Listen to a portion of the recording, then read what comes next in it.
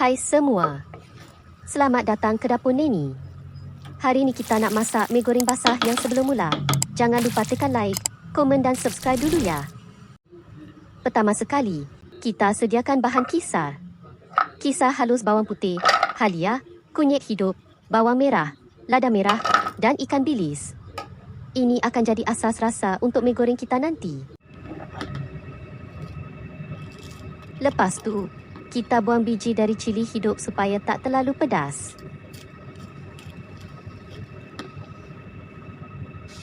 Hari ini saya guna sayur sawi. Tapi kalau tak ada sawi, boleh ganti dengan sayur lain macam kubis, bayam atau sawi kerinting pun boleh ikut selera masing-masing. Seterusnya, potong ayam kepada cube kecil. Kulit ayam kita tak guna kali ni, boleh simpan buat sup atau goreng rangup lain kali.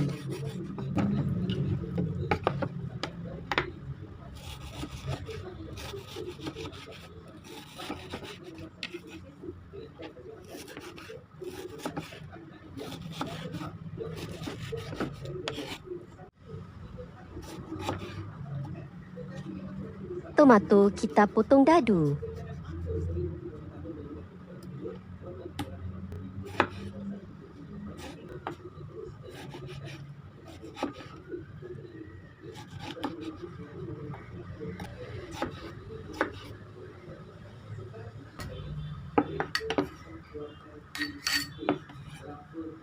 Ayam tadi kita perap dengan kunyit dan garam, bagi dia berasa dan lebih sedap bila digoreng nanti.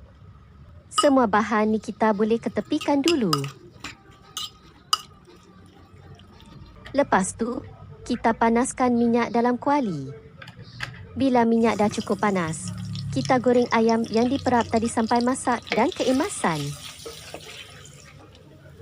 Lepas tu, ketepikan dulu.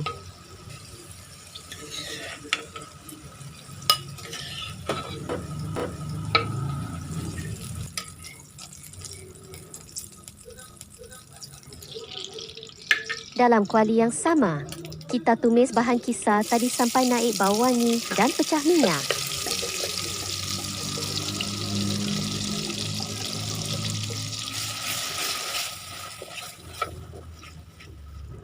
Masa ni kita masukkan kicap lemak manis dan sos tomato, kacau rata.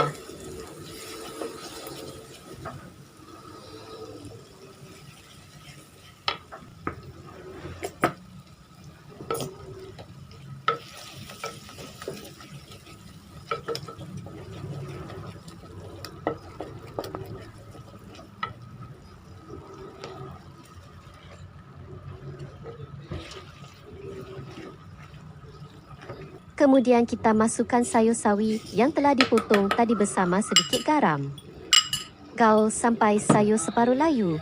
Jangan terlalu lama supaya masih rangup.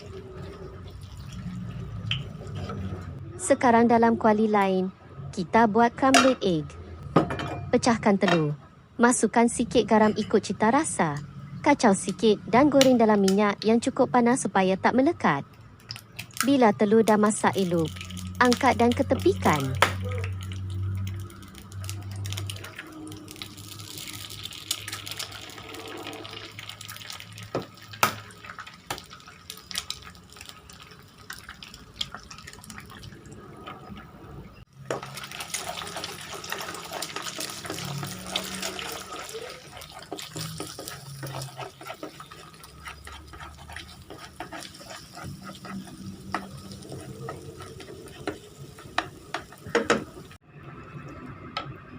Balik ke kuali utama, kita masukkan spageti yang dah direbus awal-awal tadi.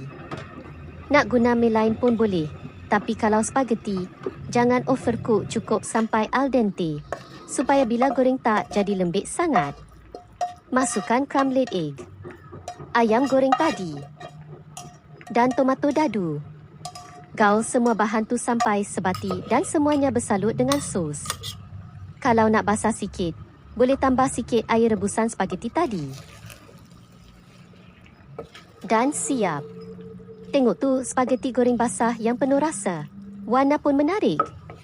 Serius, ini antara resipi paling mudah tapi sangat memuaskan. Kalau anda suka video ni, Jangan lupa tekan like, komen bawah nak saya masak apa lagi lepas ni. Dan subscribe Dapur Neni untuk lebih banyak video memasak santai dan sedap. Jumpa lagi. Selamat mencuba.